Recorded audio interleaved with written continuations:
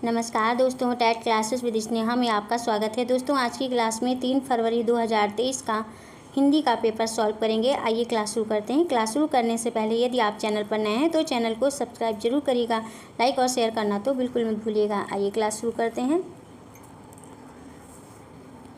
दिए गए गद्यांश को ध्यानपूर्वक पढ़िए और पूछे गए प्रश्न का विकल्प चुनिए। कहा जाता है स्वस्थ शरीर में ही स्वस्थ मस्तिष्क का वास होता है और स्वस्थ शरीर के लिए वातावरण का शुद्ध होना अत्यंत आवश्यक है। जनसंख्या की बेहिसाब वृद्धि और जनता की बढ़ती मांगों की आपूर्ति के लिए रोजगार और आवश्यक वस्तुओं की पूर्ति के लिए बढ़ता औद्योगिकीकरण दोनों ने वातावरण को सीमा से अधिक प्रभावित किया है। ऐसी अवस्था में वातावरण का शुद्ध रहना स्वयं एक समस्या बन गया है। आज इसलिए प्रदूषण चाहे वायु का हो, जल का हो अथवा ध्वनि का, एक नितांत आधुनिक समस्या के रूप में सामने है, क्योंकि जिस वातावरण में और जिस वायुमंडल में हम सांस लेते हैं वह प्रदूषित होता जा रहा है। और यह स्थिति केवल भारत की ही नहीं बल्कि अधिकांश देशों में प्रदूषण की समस्या विकट होती जा रही है। वैज्ञानिकों का तो यहाँ तक कथन है कि बेहिसाब हो रहे इस प्रदूषण के फणधारी सांप को यदि शीघ्र ही नहीं नियंत्रित किया गया तो आने वाले दशकों में यह पृथ्वी मनुष्य तो क्या किसी भी जीवधारी के रहने योग्य नहीं रह पाएगी। वनस्पतियां तक नहीं पनप पाएंगी। प्राणी के जीवन का तो प्रश्न ही नहीं उठता है। क्वेश्चन है गद्यांश के आधार पर स्वस्थ शरीर के लिए आवश्यक है। क्या आवश्यक है दोस्तों? इस क्वेश्चन का कौन सा ऑप्शन सही होगा? इस क्वेश्चन का बी ऑप्शन सही हो जाएगा। बी ऑप्शन है शुद्ध वातावरण। गद्यांश के आधार पर स्वस्थ शरीर के लिए शुद्ध वातावरण आवश्यक है, क्योंकि स्वस्थ शरीर में ही स्वस्थ मस्तिष्क का वास होता है। नेक्स्ट क्वेश्चन है दोस्तों, सेकंड क्वेश्चन, वातावरण पर बुरा प्रभाव डालने वाले मुख्य कारक हैं। डैश में क्या फिल करेंगे दोस्तों? सेकंड का कौन सा ऑप्शन सही होगा? बी ऑप्शन सही हो जाएगा, जनसंख्या तथा औद्योगिकीकरण में वृद्धि। वातावरण पर बुरा प्रभाव डालने वाले मुख्य कारक जनसंख्या और औद्योगिकीकरण में वृद्धि है। जनसंख्या में बेहिसाब वृद्धि और जनता की बढ़ती मांगों की आपूर्ति के लिए रोजगार और आवश्यक वस्तुओं की पूर्ति के लिए बढ़ता औद्योगिकीकरण दोनों ने वातावरण को सीमा से अधिक प्रभावित किया है। नेक्स्ट क्वेश्चन है दोस्तों, थर्ड क्वेश्चन, गद्यांश के अनुसार आधुनिक समस्या है। क्या है दोस्तों? थर्ड का कौन सा ऑप्शन सही होगा? ए ऑप्शन सही हो जाएगा, वायुमंडल प्रदूषण। गद्यांश के अनुसार आधुनिक समस्या वायुमंडल प्रदूषण है। प्रदूषण चाहे वायु का हो, जल का हो अथवा ध्वनि का, एक नितांत आधुनिक समस्या के रूप में सामने है।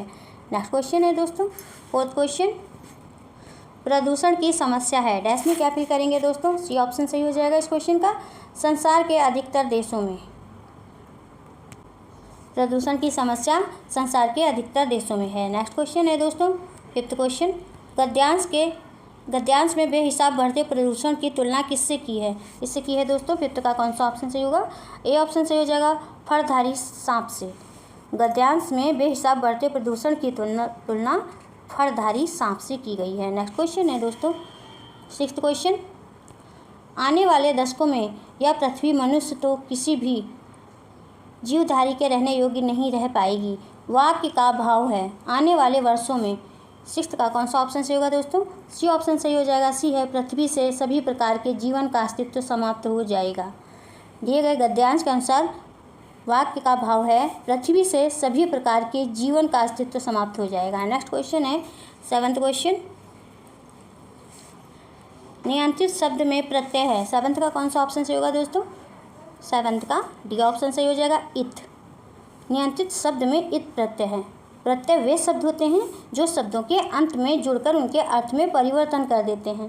नेक्स्ट क्वेश्चन है दोस्तों, एट क्वेश्चन, दशक में समास का भेद बताइए। एट का कौन सा ऑप्शन सही होगा दोस्तों? सी ऑप्शन सही हो जाएगा, द्विगु।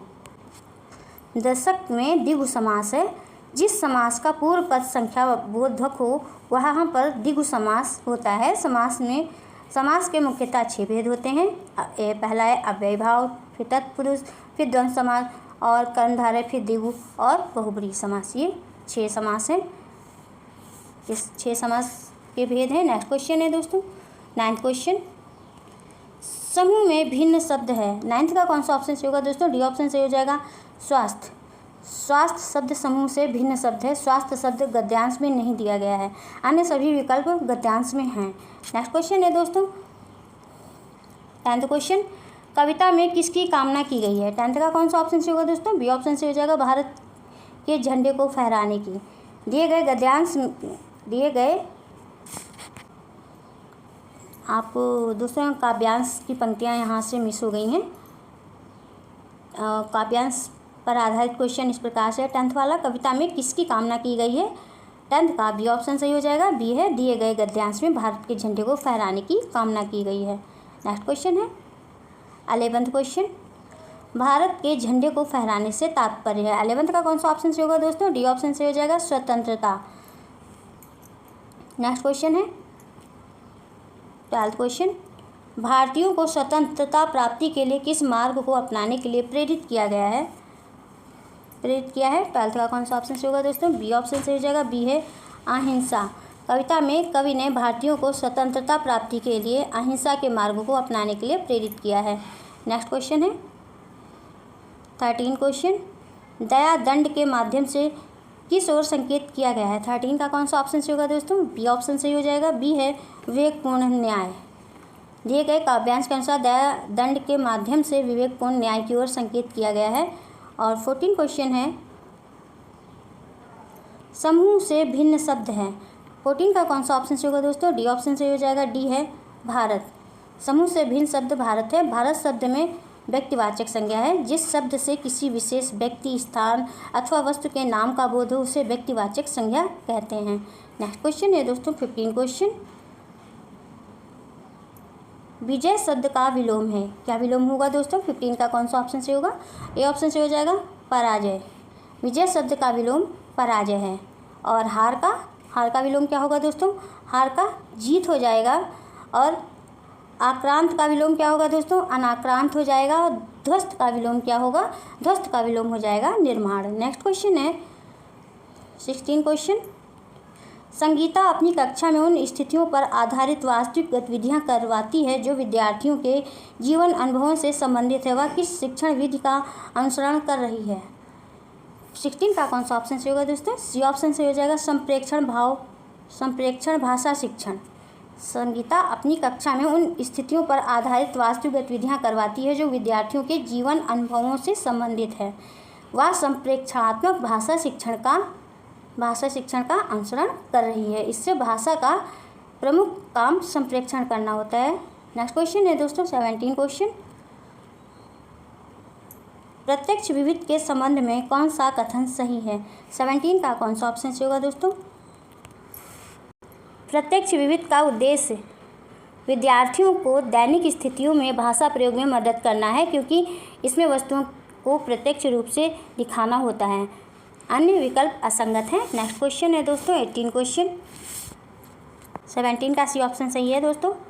प्रत्यक्ष विधि का उद्देश्य विद्यार्थियों को दैनिक स्थितियों में भाषा प्रयोग में मदद करना। 18 क्वेश्चन है, बबीता अपने विद्यार्थियों से आरंभिक ध्वनि उत्पत्ति और तुकबंदी को पृथक करवा रही है। इस तरह से वह उनके किस पक्ष को मजबूत कर रही है? 18 का कौन सा ऑप्शन से होगा दोस्तों? ए ऑप्शन से हो जाएगा ध्वनि विज्ञान जागरूकता। नेक्स्ट क्वेश्चन है 19 क्वेश्चन, किसे सारांश पठन के रूप में भी जाना जाता है? 19 का कौन सा ऑप्शन से होगा दोस्तों? ए ऑप्शन से हो जाएगा सरसरी तौर पर पठन। सरसरी तौर पर पठन को सारांश पठन के रूप में भी जाना जाता है। सरसरी तौर पर पठन का अर्थ है किसी पाठ को देखकर उसकी विषय वस्तु का पता कर लेना। नेक्स्ट क्वेश्चन है 20 क्वेश्चन, निम्नलिखित में से किसके अंतर्गत पाठ्य सामग्री को जल्दी किसी विशिष्ट सूचना के लिए पढ़ा जाता है? 20 का कौन सा ऑप्शन से होगा दोस्तों? बी ऑप्शन से हो जाएगा। बी है बारीकी से पठन विशिष्ट सूचना के लिए पढ़ा जाता है। नेक्स्ट क्वेश्चन है 21 क्वेश्चन,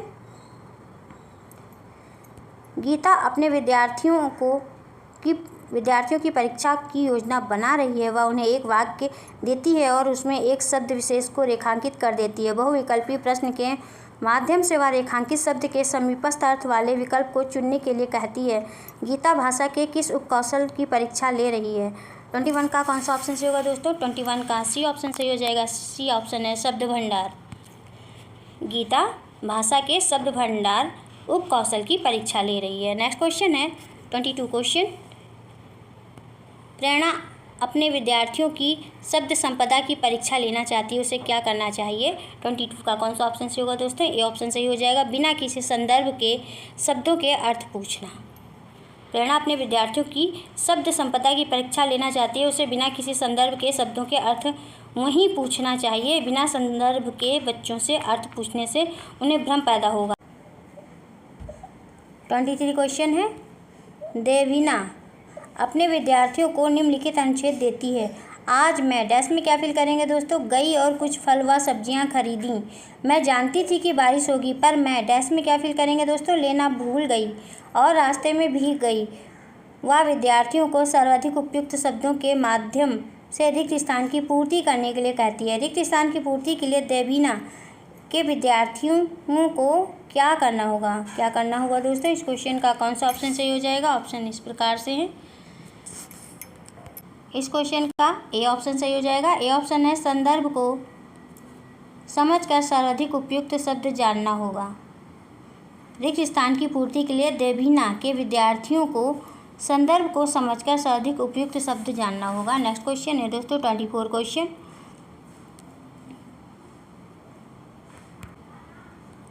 प्रत्यक्ष विधि में व्याकरण किस प्रकार से पढ़ाई जाती है? 24 का कौन सा ऑप्शन से होगा दोस्तों? ये ऑप्शन से हो जाएगा आगमनात्मक तरीके से। प्रत्यक्ष विधि में व्याकरण आगमनात्मक तरीके से पढ़ाई जाती है। आगमनात्मक विधि में विशेष तथ्यों और घटनाओं के अवलोकन और विश्लेषण द्वारा सामान्य नियम या सिद्धांत बनाए जाते हैं। नेक्स्ट क्वेश्चन है दोस्तों 25 क्वेश्चन।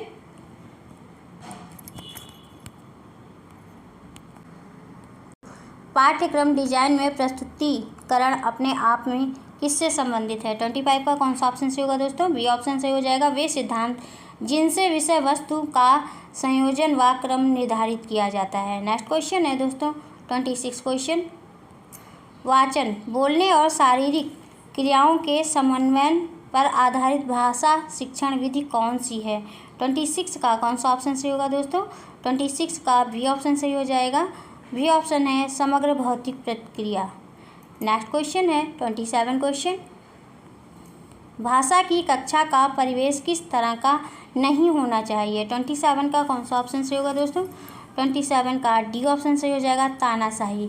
भाषा की कक्षा में परिवेश तानाशाही नहीं होना चाहिए। तानाशाही से बच्चों में डर का माहौल बना रहता है, वो प्रश्न पूछने और बात करने से डरने लगते हैं। भाषा की कक्षा का परिवेश बाल अनुकूल, सजीव व सक्रिय तथा संसाधन पूर्ण होना चाहिए। नेक्स्ट क्वेश्चन है दोस्तों 28 क्वेश्चन। निम्नलिखित में से किसकी उत्पत्ति भाषा की प्रकृति और सामाजिक संदर्भ में पाठ्य सामग्री की भूमिका के विधा सिद्धांत से हुई है? 28 का कौन सा ऑप्शन से होगा दोस्तों? ए ऑप्शन से हो जाएगा, पाठ्य सामग्री आधारित निर्देश। पाठ्य सामग्री आधारित निर्देश इस क्वेश्चन का सही ऑप्शन होगा। नेक्स्ट क्वेश्चन है 29 क्वेश्चन। भाषा के विविध प्रकार जो दूसरों से केवल उच्चारण में ही भिन्न होते हैं, बल्कि शब्द भंडार, व्याकरण और शब्द क्रम में भी भिन्न होते हैं, उन्हें किस रूप में जाना जाता है? 29 का कौन सा ऑप्शन से होगा दोस्तों? ए ऑप्शन से हो जाएगा, बोली। भाषा के विविध प्रकार जो दूसरों से केवल उच्चारण में ही भिन्न नहीं होते, बल्कि शब्द भंडार, व्याकरण और शब्द क्रम में भी भिन्न होते हैं, उन्हें बोली के रूप में जाना जाता है। नेक्स्ट क्वेश्चन है दोस्तों 30 क्वेश्चन। आर्मी विधि और किस नाम से जानी जाती है? 30 का कौन सा ऑप्शन से होगा दोस्तों? ए ऑप्शन सही हो जाएगा, श्रव्य भाषिक विधि। आर्मी विधि श्रव्य भाषिक विधि के नाम से जानी जाती है। यह अंग्रेजी भाषा शिक्षण की एक विधि है जो पढ़ने और लिखने से पहले बोलने और सुनने के शिक्षण पर जोर देती है। बस दोस्तों, आज की क्लास में इतना ही। यदि आपको क्लास अच्छी लगी हो तो वीडियो को लाइक और शेयर ज़रूर करें। मिलते हैं नेक्स्ट क्लास में। Thank you for watching this video.